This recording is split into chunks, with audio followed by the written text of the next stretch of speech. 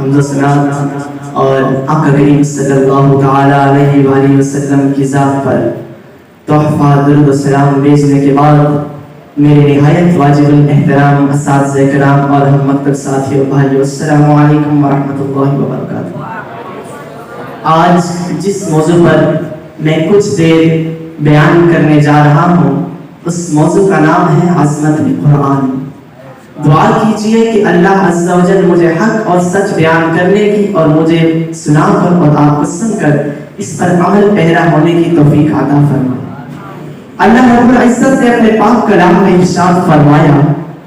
ذالک الکتاب لا ریب فیہ ھدی للمتقین، وہ بلند مرتبہ کتاب جس میں کسی شک کی کوئی گنجائش نہیں، اس میں ڈرنے والوں کے لیے ہدایت ہے۔ وہ بلند مرتبہ کتاب، اس بات کا کیا مطلب ہے؟ اس بات کا مطلب یہ ہے کہ وہ علم و حکمت والی کتاب، وہ رحمتوں و برکتوں والی کتاب، وہ شان و عظمت والی کتاب۔ آؤ میرے مصطفیٰ کے پیارے غلاموں، آج میں آپ کو قرآن کی شان و عظمت کے بارے میں بتاتا ہوں۔ عبادتوں میں سے افضل ترین عبادت قرار دیا جانا قرآن کی شان و عظمت ہے۔ جیسا کہ حدیث پاک میں میرے آقا کریم صلی اللہ علیہ وسلم نے ارشاد فرمایا افضل عبادت قراءۃ القرآن، افضل عبادت قرآن پاک کی تلاوت ہے۔ تو جو طالب علم قرآن کی تعلیم حاصل کرتے ہیں وہ کتنے خوش قسمت ہے کہ وہ سارا دن قرآن کی تلاوت کر کے عبادتوں میں سے افضل ترین عبادت کرتے ہیں۔ آج اگر کوئی اردو کی کتاب پڑھتا ہے، آج اگر کوئی انگریزی کی کتاب پڑھتا ہے، آج اگر کوئی سائنس کی کتاب پڑھتا ہے، آج اگر کوئی بھی قسم کی کتابیں پڑھتا ہے تو اسے صرف وہی فائدہ حاصل ہوتا ہے جو وہ اپنے ذہن کے مطابق اس سے حاصل کرنا چاہتا ہے۔ لیکن میں قربان جاؤں اس عظیم الشان کتاب میں کہ اس کا ایک حرف پڑھنے کی 10 نیکیاں ملتی ہیں۔ جیسا کہ حدیث پاک میں میرے آقا کریم صلی اللہ علیہ وسلم نے ارشاد فرمایا من قرأ من القرآن حرفا فله 10 حسنات، جس شخص نے قرآن پاک کا ایک حرف پڑھا اس کے لیے 10 نیکیاں ہیں۔ تو جو قرآن کی تعلیم حاصل کرتے ہیں، جو قرآن کی تلاوت کرتے ہیں، وہ کتنے خوش قسمت ہیں کہ وہ سارا دن قرآن کی تلاوت کر کے پتہ نہیں کتنے ہزاروں لاکھوں کروڑوں حروف پڑھتے ہوں گے اور پتہ نہیں کتنی انگنت نیکیاں کماتے ہوں گے۔ اور قرآن کی شان و عظمت سنیے اور اپنے دل کو محبت قرآن سے اجاگر کیجیے۔ پہلے کی جو آسمانی کتابیں نازل ہوتی تھی انہیں ایک ہی بار میں نازل کر دیا جاتا تھا۔ تورات شریف کو ایک ہی بار میں نازل کیا گیا، انجیل شریف کو ایک ہی بار میں نازل کیا گیا، زبور شریف کو ایک ہی بار میں نازل کیا گیا۔ مگر میں قربان جاؤں اس عظیم الشان کتاب میں کہ اس کو جب میرے مصطفیٰ کے سینہ مبارک نازل کیا گیا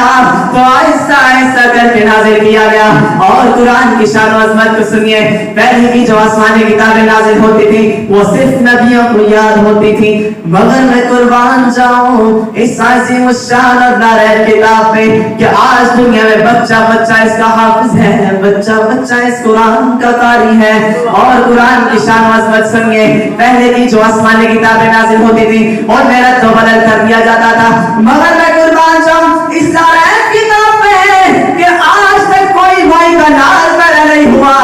کہ قرآن کے ایک حرف کو آگے سے پیچھے یا پیچھے سے آگے کر کے دکھا دے۔ اور قرآن کی شان و عظمت سنیے، میرے مصطفیٰ کریم نے حدیث پاک میں ارشاد فرمایا خیرکم من تعلم القرآن وعلمہ، تم میں سے بہترین شخص وہ ہے جو کہ قرآن سیکھے اور دوسروں کو سکھائے۔ یہاں میرے آقا نے یہ نہیں فرمایا کہ تم میں سے بہترین وہ ہے جو کہ سکول میں جا کے پڑھے، جہاں میرے آقا نے یہ نہیں فرمایا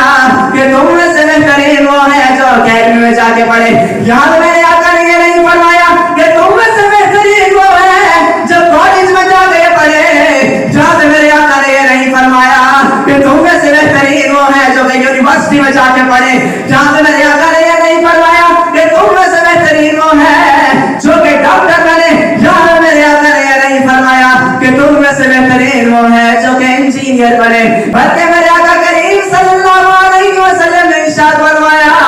کہ تم میں سے بہترین اور دوسروں کو سکھائے. تو یہاں پہ جو پڑھنے والے طلبہ کرام ہیں وہ کتنے خوش قسمت ہیں کہ میرے آقا کریم صلی اللہ علیہ وسلم نے قرآن کی تعلیم حاصل کرنے والوں کو بہترین قرار دیا ہے. اور جو پڑھانے والے اساتذہ کرام ہیں وہ بھی کتنے خوش قسمت ہیں کہ میرے آقا کریم نے ان کو بھی بہترین قرار دیا ہے. تو میرے بھائیوں، میرے اساتذہ کرام، جب قرآن کی شان و عظمت کا عالم یہ ہے تو پھر صاحب قرآن کی شان و عظمت کا عالم کیا ہوگا. شاعر نے کیا خوب فرمایا کہ ایمان ملا ان کے صدقے، قرآن ملا ان کے صدقے، رحمان ملا ان کے صدقے، رحمان ملا ان کے صدقے. وہ کیا ہے جو ہم نے پایا نہیں، وہ کیا ہے جو ہم نے پایا نہیں. اللہ کی بات ہمیں دعا ہے کہ جو کچھ سنا اس پر عمل پیرا ہونے کی توفیق عطا فرمائے.